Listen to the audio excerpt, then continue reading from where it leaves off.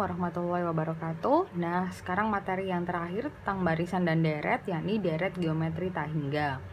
Hanya di geometri yang ada namanya deret geometri tak hingga, aritmatika nggak punya. Oke. Nah, deret geometri tak hingga itu ada dua jenis. Ada yang namanya deret geometri tak hingga divergen, ada yang namanya deret geometri tak hingga konvergen. Artinya apa? Kalau divergen itu jika diteruskan kayak gini, dia diteruskan kan angkanya, jadi di sini 64 kemudian 128, itu nggak ada selesainya gitu loh, dia akan semakin membesar. Tapi kalau konvergen, dia itu menuju ke satu titik tertentu, berapakah gitu kan, 54 ke 18 itu kan dibagi 3, 18 bagi 3 berapa, 6 ya, 2 dibagi 3 2 per 3, 2 per 3 dibagi 3 2 per 9. Nah, angkanya makin lama kan makin mengecil. Nah, itu dinamakan dia deret geometri tak hingga konvergen. Nah, baru yang konvergen ini bisa kita cari, bisa kita hitung. Kalau kamu mengidentifikasi suatu deret dan dia makin besar, maka dia nggak akan punya deret geometri tak hingga. Jadi deret geometri tak hingga itu bisa dicari atau bisa dihitung jika dia jenisnya adalah konvergen. Artinya angkanya makin lama makin mengecil. Rumusnya adalah seperti ini. S tak hingga, ini lambang tak hingga. Nah, itu sama dengan A per 1 min R. Nah, di deret geometri tak hingga konvergen ini ada dua jenis. Kalau misalkan sukunya ganjil, ada sukunya genap, maka rumusnya seperti ini. Kalau suku ganjil, menggunakan rumus ini, A per 1 min R kuadrat. Kalau sukunya genap, hanya menghitung suku-suku genapnya saja, menggunakan S tak hingga sama dengan A kali R dibagi 1 min R kuadrat. Nanti tergantung soalnya apa yang diminta, apakah menghitung semuanya. Kalau menghitung semuanya pakai ini, kalau cuman menghitung suku ganjilnya saja menggunakan ini. Pun demikian kalau menggunakan atau menghitung suku genap pakai yang ini. Oke ya, sampai sini paham dulu tentang rumus dari deret geometri tak hingga. Sekarang coba perhatikan, di sini ada tentukan jumlah tak hingga dari deret geometri. Yang di poin A, di poin A itu ada 1/4 ditambah 1 ditambah 4 ditambah 16 ditambah seterusnya. Itu makin lama kan angkanya makin besar. Nah, kalau dia makin besar, berarti kan jenisnya dia adalah divergen. Nah, kalau divergen maka dia tidak bisa dicari S tak hingganya. Jadi S tak hingganya tidak bisa dicari. Nah, kecuali yang poin B, lihat poin B, 54, 18, 6, 2, dan seterusnya. Makin lama kan angkanya makin kecil, maka kita bisa menggunakan atau kita bisa mencari S tak hingganya. Rumus S tak hingganya apa? Kita tentunya menggunakan yang ini, S tak hingga sama dengan A per 1 min R. Kenapa? Karena di soal ini tidak ditanya pakai suku genap atau ganjil, jadi langsung aja. S tak hingga sama dengan A per 1 min R. A itu suku pertamanya 54, R-nya itu adalah apa? Perbandingan U yang saling berdekatan. Saya misalkan mau pakai ini deh, U4 sama U3. Maka R-nya bisa saya tulis 2 per 6 sama dengan 1 per 3. Boleh. Kalau misalkan mau pakai 18 sama 54 nggak apa-apa. Sama saja. Kita masukkan di sini, jadinya 54 per 1 dikurangi 1 per 3. Kalau disamakan penyebutnya jadinya ini, maka 54 dikali, kalau perkalian kan berarti dibalik ya. Nah, 27 kali 3 sama dengan berapa? 7 kali 3 21, 6, 81. Inilah jawabannya. Pun demikian yang nomor C, caranya sama seperti poin B. Coba kamu selesaikan sendiri. Nah, ini mulai soal cerita aplikasinya. Diketahui deret geometri tak hingga dengan jumlah suku-sukunya adalah 80. Jika suku pertamanya 30, tentukan rasio. Di sini sudah diketahui Deret geometri tak hingga nilainya 80, ya kan? Suku pertama berarti A sama dengan 30. Yang ditanya adalah rasio. Nah, berarti langsung aja kamu tulis rumusnya. Gini kan? S tak hingganya kan 80. A-nya 30 per 1 min R. Nah, ini kalau ngitung seperti ini boleh kamu tuker posisi. Ini dipindah gitu loh, pindah ruas. Jadinya 1 min R sama dengan 30 per 80. Atau ini dicoret. Ya kan?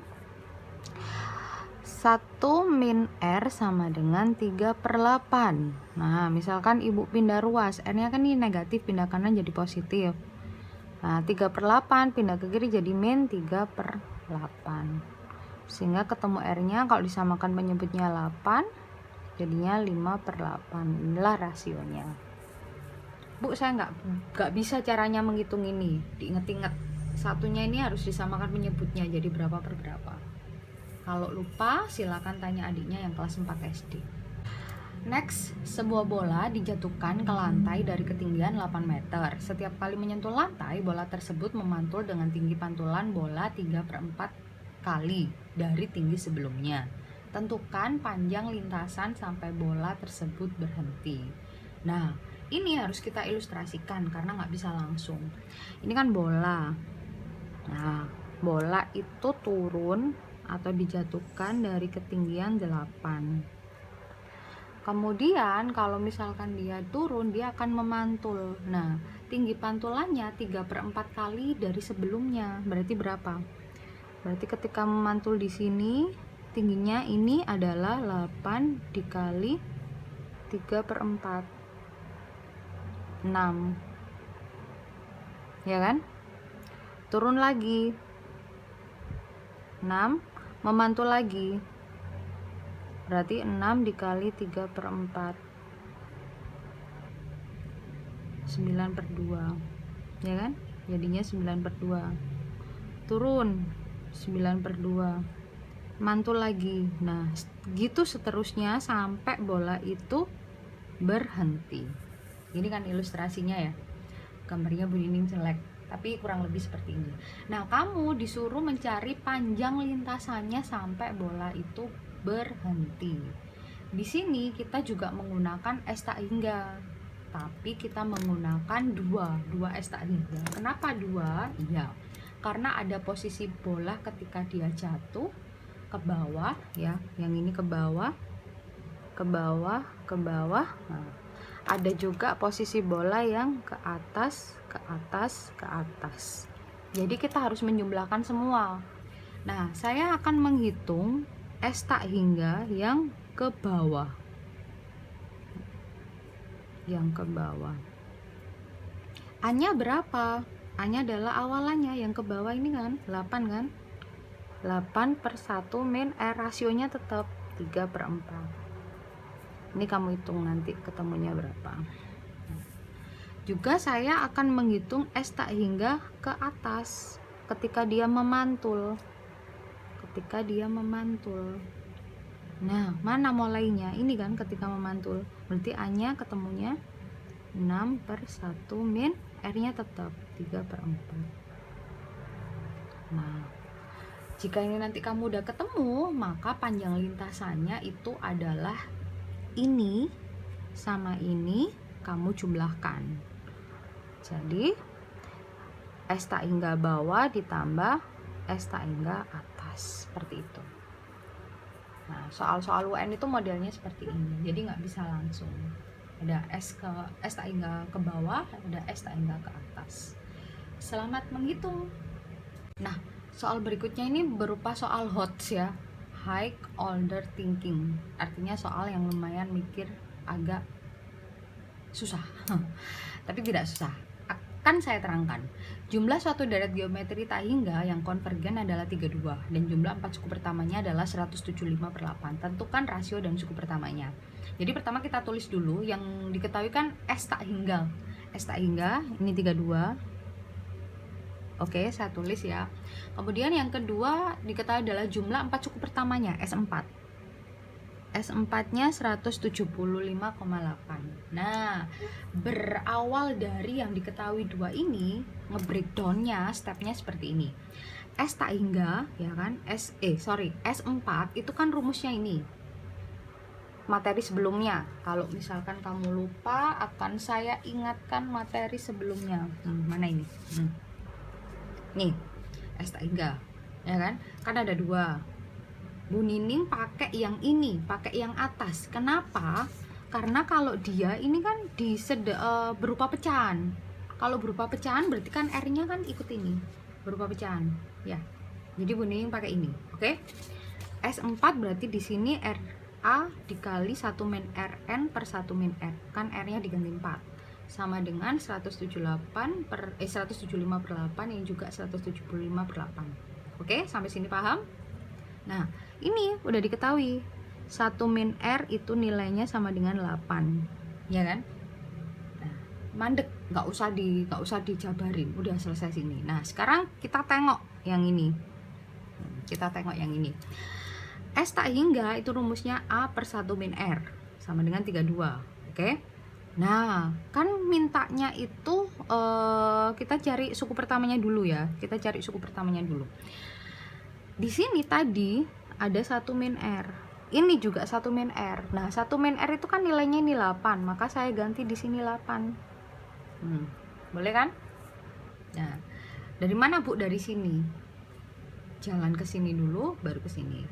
Wes, 1 min R-nya ketemu 8, ketemu nilai A-nya 256. Nah, sekarang kita balik lagi. Berarti kalau nyari R-nya gimana? Ya ini kamu tulis lagi. A per 1 min R sama dengan 32. A-nya ketemu 256, 1 min R sama dengan 32. Tukar posisi, 256 per 32 sama dengan 1 min R.